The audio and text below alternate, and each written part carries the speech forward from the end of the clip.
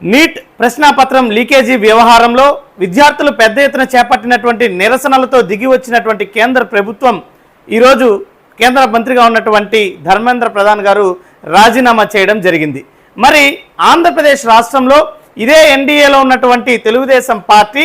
ఆంధ్ర రాష్ట్రంలో డిఎస్సిలో పెద్ద ఎత్తున అవకతవకలు జరిగి అదేవిధంగా దాంట్లో వీళ్ళకి అనువులైనటువంటి వారికి ఉద్యోగాలను కట్టబెట్టడం, అదే కాకుండా అర్హత లేని వారందరికీ కూడా స్పోర్ట్స్ కోటాలో పరీక్ష కూడా రాయినటువంటి వారికి ఉద్యోగాలు ఇచ్చినటువంటి వ్యవహారం, అదేవిధంగా కోట్లాది రూపాయలను ముడుపులు చేతులు మారి ఉద్యోగాలు అమ్ముకున్నారనేటువంటి ఆరోపణలు వచ్చినా కూడా తెలుగుదేశం పార్టీ కానీ ఆంధ్రప్రదేశ్ రాష్ట్ర ప్రభుత్వం కానీ దాని మీద కనీసం విచారణకు కూడా సిద్ధం కాలేదు. మరి విద్యాశాఖ మంత్రిగా ఉన్నటువంటి నారా లోకేష్ గారు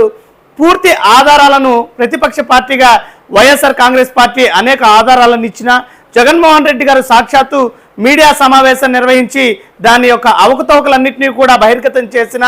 బాధితులందరూ కూడా పెద్ద ఎత్తున బహిరంగంగా వచ్చి తమకు జరిగినటువంటి అన్యాయాన్ని చెప్పుకున్న ప్రభుత్వం కనీసం విచారణకు కూడా ముందుకు రాలేదు. పైపెచ్చు ఆరోపణలన్నీ కూడా పూర్తి అవాస్తవం అంటూ ఎదురుదాడి చేసేదానికే సరిపోయింది. కానీ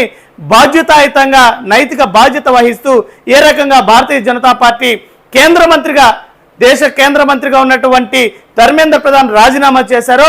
ఆ రీతిలో నైతిక బాధ్యత వహిస్తూ నారా లోకేష్ గారు కనీసం రాజీనామా కూడా చేయలేదు. మరి ఇప్పుడు ఎన్డీఏలో భాగస్వామిగా ఉన్నటువంటి కేంద్ర ప్రభుత్వంలో కేంద్ర మంత్రి రాజీనామా చేస్తే మరి రాష్ట్రంలో నారా లోకేష్ గారు ఎప్పుడు రాజీనామా చేస్తారు అన్నటువంటి ప్రశ్నను మేము వైఎస్ఆర్ కాంగ్రెస్ పార్టీగా అడుగుతున్నాం. ఎందుకంటే